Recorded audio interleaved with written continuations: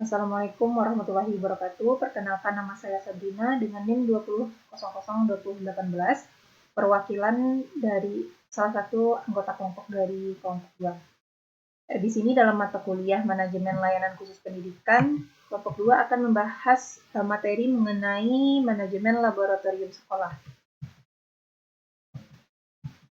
Yang pertama, kita akan membahas mengenai pengertian laboratorium sekolah. Yang pertama ada menurut Mas Tika dan kawan-kawan pada tahun 2014 mengatakan bahwa laboratorium itu berasal dari kata laboratori yang memiliki pengertian yang pertama, tempat yang dilengkapi peralatan untuk melangsungkan eksperimen di dalam sains atau melakukan pengujian dan analisis. Nah, selanjutnya bangunan atau ruangan yang dilengkapi dengan peralatan untuk melangsungkan penelitian ilmiah ataupun praktek pembelajaran. Nah, yang selanjutnya ada tempat untuk memproduksi bahan kimia. Ada tempat untuk melangsungkan penelitian juga. Nah, dan selanjutnya yaitu ruangan kerja seorang ilmuwan dan tempat menjalankan eksperimen di bidang studi sains seperti biologi, fisika, kimia, dan lain-lain. Nah, selanjutnya ada pengertian laboratorium sekolah menurut WJS Purwadarminta pada tahun 2002. Purwadarminta mengatakan bahwa laboratorium adalah tempat untuk mengadakan percobaan seperti penyelidikan dan sebagainya, segala sesuatu yang berhubungan dengan ilmu fisika, kimia, biologi, dan sebagainya. Nah, pengertian laboratorium selanjutnya yaitu menurut Nuryani pada tahun 2005 mengatakan bahwa laboratorium adalah suatu tempat di mana percobaan dan penyelidikan dilakukan. Dalam pengertian sempit, laboratorium sering diartikan sebagai ruang atau tempat yang berupa gedung yang dibatasi oleh dinding dan atap, yang di dalamnya terdapat sejumlah alat dan bahan praktikum seperti gelas ukur, alat peraga kerangka manusia di laboratorium biologi, dan lain sebagainya. Nah, jadi dari pengertian para ahli yang sudah saya sampaikan dapat disimpulkan bahwasanya laboratorium itu ialah merupakan sebuah tempat atau sebuah gedung ataupun sebuah unit penunjang akademik para peserta didik untuk melakukan percobaan, penyelidikan, praktek ilmiah yang bertujuan untuk keefektifan pembelajaran teori di dalam kelas. Nah, selanjutnya kita masuk ke submateri selanjutnya, yaitu masalah yang ada di laboratorium sekolah. Yang pertama itu ada sumber daya manusia. Sumber daya manusia di sini yang dimaksudkan ialah sumber daya pengelola laboratorium. Nah, jadi sumber pengelola laboratorium di sekolah itu terdiri dari banyak teknisi, yaitu terdiri dari kepala laboratorium, teknisi, dan laboran. Gitu. Nah, selanjutnya ada keterbatasan sarana dan prasarana.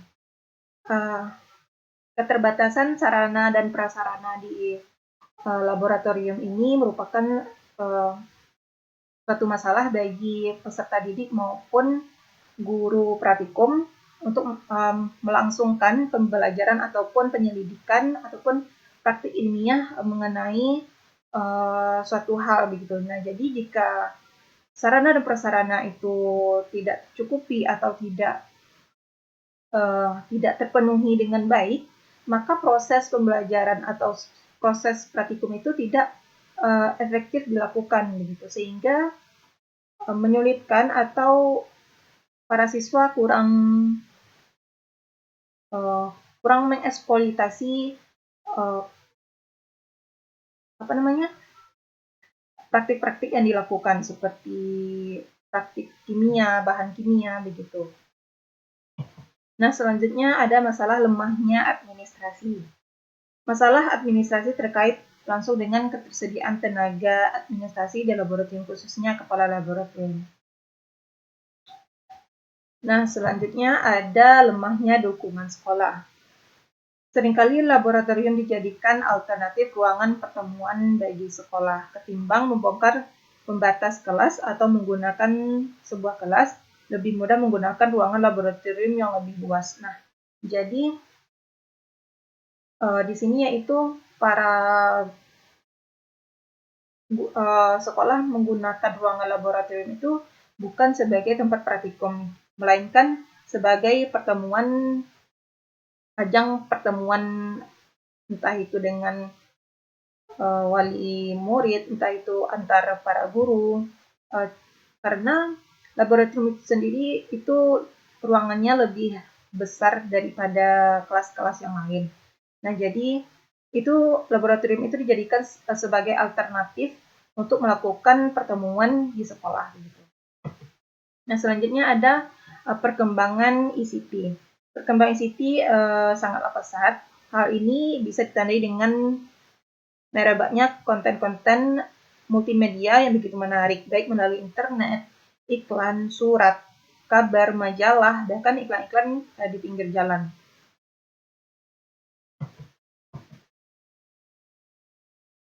Nah, selanjutnya kita masuk ke kebutuhan laboratorium sekolah.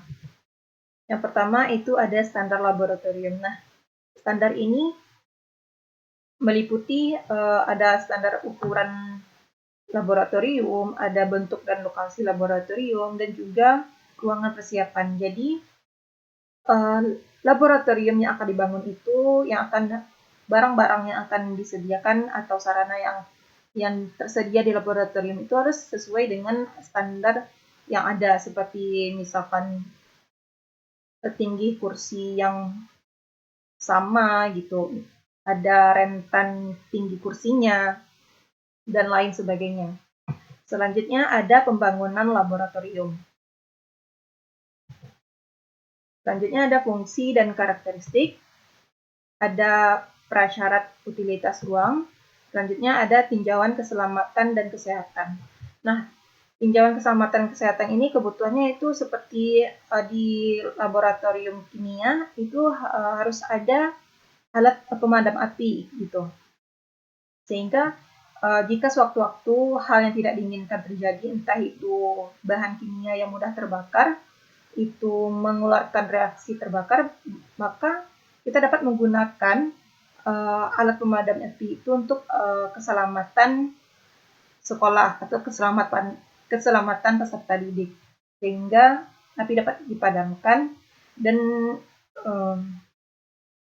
keselamatan siswa dan para guru ataupun di sekolah itu dapat terjaga. Dan selanjutnya ada kenyamanan ruang, standar kelengkapan, dan luas ruang laboratorium. Nah, jadi kenyamanan di sebuah laboratorium itu harus diperhatikan kembali, karena ruangan yang nyaman itu akan menghasilkan keefektifan pembelajaran dengan baik. Nah, selanjutnya kita akan membahas mengenai tujuan laboratorium sekolah. Tujuan laboratorium sekolah pertama yaitu meningkatkan kemampuan siswa dalam menguasai bahan ajar. Ini tentu saja menjadi tujuan laboratorium karena laboratorium ini mengajarkan tempat untuk melakukan praktik ilmiah, penyelidikan. Sehingga hal-hal apa yang sudah kita teori yang sudah kita pelajari di kelas itu mampu kita praktikkan atau kita melihat langsung atau mempraktikkan kembali di dalam laboratorium, sehingga bahan ajar yang ada itu dapat diterima siswa dengan baik begitu. Ada teori seimbang gitu, ada teori dan ada praktik di laboratorium. Dan kedua, untuk pengembangan pemikiran dengan alasan yang rasional dan ilmiah. Nah, jadi dengan kita melakukan penyelidikan, penelitian ilmiah, praktik ilmiah itu kita dapat mengembangkan pola pikir. Nah, selanjutnya tujuan laboratorium sekolah itu ada memahami kompleksitas suatu fenomena, mengembangkan keterampilan praktis, memahami sains, merangsang siswa untuk tertarik dalam bidang sains. Nah, di dalam kita di laboratorium itu melakukan penyelidikan terhadap suatu benda atau suatu reaksi dari bahan kimia gitu. Nah, jadi dalam kita melakukan praktik terhadap teori-teori yang sudah dipelajari itu dapat merangsang siswa untuk seru nih gitu dalam mempelajari atau melihat hal-hal secara langsung, entah itu dari reaksi kimia gitu. Nah, selanjutnya ada pengembangan kemampuan bekerja kelompok. Jadi di dalam melakukan penyelidikan, penelitian, praktik ilmiah itu adanya sebuah kerja tim atau kerja kelompok begitu dalam melakukan penelitian. Jadi dalam siswa bisa mengembangkan kemampuan bekerja dengan teman, saling bekerja sama, kemampuan bekerja kelompok yang baik. Nah, selanjutnya ada fungsi laboratorium sekolah.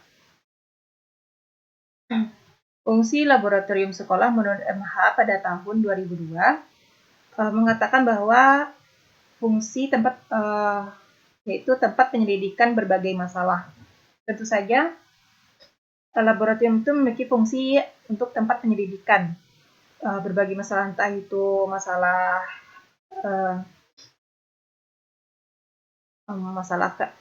yang reaksi-reaksi kimia begitu. Dan selanjutnya tempat untuk melatih keterampilan. Tentu saja fungsi laboratorium ini untuk melatih keterampilan dalam melihat reaksi-reaksi yang terjadi, reaksi bahan, reaksi tumbuh-tumbuhan, sel-sel tumbuhan. Nah, yang selanjutnya tempat untuk mendorong semangat siswa. Nah, jadi sebagian siswa itu lebih senang melakukan pembelajaran praktik begitu. Nah, jadi praktik ini dapat mendorong semangat siswa dalam melakukan pembelajaran. Selanjutnya ada tempat untuk melatih siswa, tempat bagi siswa untuk mengembangkan ilmu pengetahuannya. Nah, selanjutnya ada jenis-jenis laboratorium sekolah. Yang pertama, menurut kegunaannya ada laboratorium pembelajaran. Yang kedua ada laboratorium penelitian. Laboratorium pembelajaran ini mempunyai ukuran yang lebih besar daripada laboratorium penelitian. Laboratorium pembelajaran bisa disebut juga dengan laboratorium sekolah yang didesain untuk proses belajar mengajar, praktikum, dan kegiatan lain yang mendukung proses pembelajaran. Yang selanjutnya yaitu jenis laboratorium menurut bidang garapannya. Ada laboratorium IPA, ada laboratorium biologi, laboratorium kimia, laboratorium perpustakaan, laboratorium bahasa, dan lain sebagainya. Ada juga laboratorium TIK, itu tempat praktik komputer ya di sekolah. Nah, selanjutnya adalah pelaksanaan program laboratorium sekolah. Yang pertama ada penyedia dan pengembalian alat dan bahan laboratorium. Nah, penyediaan alat dan bahan penyediaan alat dilakukan oleh pengurus laboratorium di ruang persiapan setelah menerima daftar permintaan dari guru praktikum dengan mempertimbangkan jumlah kelas atau kelompok yang akan melakukan praktikum. Nah, jadi sebelum para siswa memasuki atau akan melakukan praktik di laboratorium, hendaknya pengurus laboratorium menyediakan alat-alat yang akan digunakan oleh peserta didik. Banyaknya alat yang akan dipakai, apa saja alat yang dipakai itu harus disediakan oleh laboran gitu atau penjaga laboratoriumnya lah untuk kelangsungan penelitian yang dilakukan oleh peserta didik. Dan selanjutnya ada pengembalian alat dan bahan laboratorium. Pengembalian alat dan bahan laboratorium setelah praktikum menjadi tanggung jawab guru praktikum. Nah, jadi guru praktikum ini harus senantiasa selalu memperingatkan peserta didik untuk selalu berhati-hati dalam menggunakan peralatan praktik. Nah, jadi setelah melakukan praktik atau penelitian di laboratorium, peserta didik harus mengembalikan alat dan bahan laboratorium yang sudah disediakan oleh laboran tadi. Seperti sebelumnya, tidak ada kerusakan apapun, sehingga alat laboratorium tadi bisa digunakan oleh kelas-kelas yang lain sesudahnya. Selanjutnya ada penyimpanan alat dan bahan. Nah, penyimpanan alat dan bahan laboratorium ini sangat perlu diperhatikan karena jika dihiraukan atau diabaikan atau tidak diperhatikan dalam penyimpanannya, maka alat laboratorium itu akan cepat rusak gitu. Nah, jika alat laboratorium itu rusak, maka penelitian yang dilakukan oleh peserta didik tidak akan berjalan secara efektif. Pembelajaran tidak akan seefektif jika alat-alat yang digunakan itu dapat bekerja dengan baik. Nah, jadi sangat diperlukan untuk menjaga penyimpanan alat dan bahan laboratorium itu dengan baik. Nah, selanjutnya ada tata tertib laboratorium. Nah, jadi di dalam laboratorium itu ada tata tertib yang harus dipatuhi. Seperti kalau di laboratorium kimia itu tidak boleh bermain api sembarangan gitu, menggunakan bahan-bahan yang mudah terbakar gitu, tanpa pengawasan dari guru praktikum sendiri. Nah, selanjutnya ada keamanan dan keselamatan kerja laboratorium. Nah, jadi di dalam seperti yang saya katakan sebelumnya bahwasanya di dalam sebuah laboratorium itu harus disediakan alat pemadam api untuk hal-hal yang tidak diinginkan terjadi, untuk misalkan kebakaran gitu. Nah, jadi alat pemadam api ini harus disediakan untuk keamanan dan keselamatan semua anggota peserta didik maupun warga sekolah lainnya. Selanjutnya ada efisiensi penggunaan laboratorium. Nah, jadi barang-barang atau alat-alat yang ada di laboratorium itu harus digunakan seefektif mungkin. Nah, jadi jika barang-barang yang sudah diadakan atau disediakan itu tidak digunakan dengan efektif atau jarang digunakan, maka alat atau barang di laboratorium itu akan cepat rusak gitu.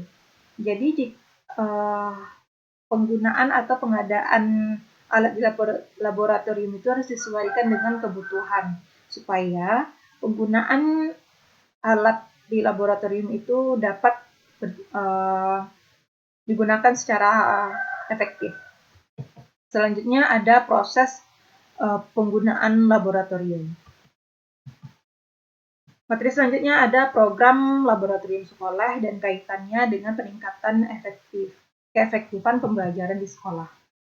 Program laboratorium sekolah merupakan salah satu dari kebutuhan peserta didik yang secara langsung itu merupakan sebagai sarana dan prasarana yang digunakan untuk memenuhi kegiatan pembelajaran peserta didik. Kaitannya program laboratorium sekolah dengan peningkatan keefektifan pembelajaran di sekolah yaitu sebagai sarana dan prasarana untuk memenuhi kebutuhan mata pelajarannya agar kegiatan belajar mengajar dapat terpenuhi dan efektif. Nah, jadi peserta didik tidak hanya mempelajari teori, tetapi dengan mempelajari praktik, mempraktikkan secara langsung itu proses pembelajaran itu lebih efektif lagi gitu. Tidak hanya teori saja, tapi juga mempraktikkan apa yang dipelajari di kelas dan kemudian dipraktikkan di dalam laboratorium. Sehingga proses pembelajaran itu lebih efektif dan juga pencapaian tujuan.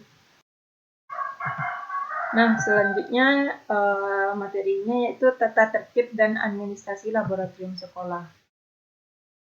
Yang pertama, tata tertibnya itu siswa wajib datang tepat waktu. Siswa tidak diperkenankan masuk ke ruang laboratorium tanpa seizin guru. Nah, jadi memasuki ruangan laboratorium itu harus sudah dikonfirmasi dulu oleh guru praktikum untuk melakukan praktik di dalam laboratorium. Selanjutnya ada siswa diperkenankan masuk ke ruangan laboratorium setelah semua peralatan siap dan dalam kondisi layak digunakan. Nah, seperti yang saya katakan sebelumnya bahwa laboran atau pengurus laboratorium itu sebelum para siswa menggunakan laboratorium itu laboran harus menyediakan alat-alat yang akan digunakan oleh peserta didik di dalam praktik yang akan dilaksanakan nantinya. Nah, selanjutnya yaitu ada siswa yang terlambat kurang dari 15 menit diperkenankan memasuki laboratorium setelah mendapat izin dari guru. Selanjutnya, siswa yang terlambat dari kurang 15 menit tidak diperkenankan memasuki laboratorium kecuali alasan tertentu. Selanjutnya, siswa tidak diperkenankan membawa makanan atau minuman ke ruang laboratorium kecuali untuk praktikum. Nah, jadi semisal dalam laboratorium kimia itu sangat-sangat tidak dianjurkan atau sangat tidak boleh membawa makanan ya, karena bahan-bahan cairan kimia itu sangat berbahaya bagi tubuh kita. Jadi harus sangat tidak diperbolehkan membawa makanan dan minuman. Selanjutnya, siswa tidak diperkenankan membawa alat-alat atau bahan praktikum keluar ruangan laboratorium tanpa seizin guru. Nah, jadi alat-alat dan bahan yang ada di laboratorium itu hanya dipergunakan di dalam laboratorium saja, tidak diperkenankan untuk membawa keluar ataupun membawa kembali ke dalam ruangan kelas gitu. Nah, selanjutnya dilarang mencoret bangku ruang laboratorium. Alat dan bahan praktikum harus digunakan sesuai dengan petunjuk penggunaan. Menjaga kebersihan laboratorium. Tidak bermain-main selama penelitian dilakukan atau praktikum berlangsung. Dan selanjutnya, setelah praktikum, hendaknya alat-alat dan bahan dikembalikan ke tempat semula dalam keadaan lengkap, bersih, dan siap pakai. Nah, jadi peserta didik yang sehabis melakukan praktikum itu mengembalikan alat-alat yang sudah disediakan oleh laboran kembali ke tempat semula dalam keadaan bersih dan kembali siap pakai untuk praktikum-praktikum selanjutnya. Nah, selanjutnya cuci tangan setelah praktikum berakhir. Seperti di laboratorium kimia itu kita berhadapan langsung dengan bahan-bahan kimia yang sekiranya berbahaya, itu kita harus mencuci tangan gitu untuk kesehatan dan keselamatan. Selanjutnya, sebelum meninggalkan ruang laboratorium, meja praktikum harus dalam keadaan bersih diletakkan di atas meja, keran air dan gas ditutup rapat, kontak listrik dicabut. Nah, ini salah satu tujuan dari kebersihan, keselamatan, dan menjaga kesehatan juga ya. Selanjutnya, jika siswa atau peserta didik itu memecahkan alat, maka yang bersangkutan wajib menggantinya. Seperti di dalam laboratorium kimia, itu ada gelas ukur misalkan. Ada pipet tetes itu pecah misalkan, jatuh gitu. Nah, jadi peserta didik itu harus wajib mengganti alat yang dipecahkan tersebut.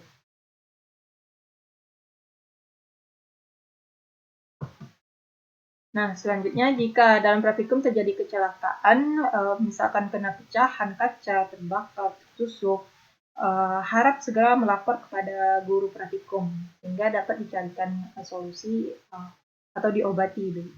Nah, selanjutnya dilarang mencicipi atau memakan sesuatu dalam praktikum kalau guru tidak menyuruh untuk melakukannya. Selanjutnya bertanya kepada guru apabila kurang paham tentang praktikum yang akan dilaksanakan. Yang terakhir ada label atau etiket bahannya rusak atau hilang harap segera dilaporkan kepada guru. Selanjutnya yaitu masuk ke selanjutnya yaitu evaluasi program laboratorium sekolah. Evaluasi pengelolaan laboratorium sekolah dinilai efektif apabila memenuhi kriteria sebagai berikut.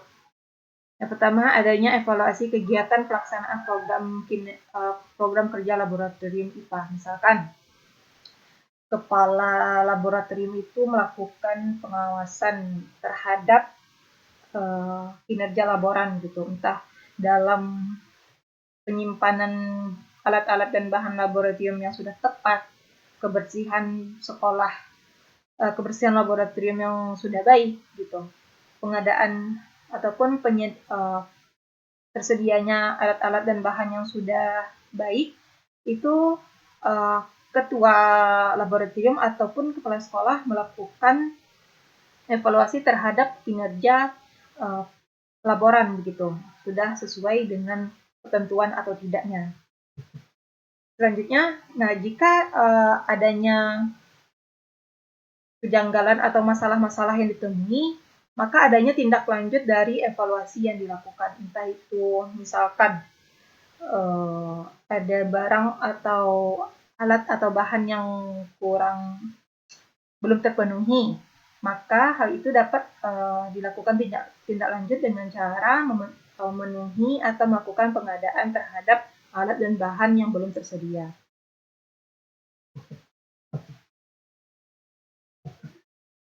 Nah, studi dari kelompok 2 itu mengambil studi kasus bertempat di SMA Negeri 12 Padang, yaitu di mana keadaan laboratorium IPA dan IPA biologi dan kimia di sekolah tersebut banyak debu di meja praktikum, sehingga setiap kelas yang akan melakukan praktik di laboratorium harus membersihkan debu di atas meja terlebih dahulu, dan juga kursi yang digunakan di laboratorium biologi dan kimia juga kurang nyaman digunakan karena panjang kaki kursi tidak sama.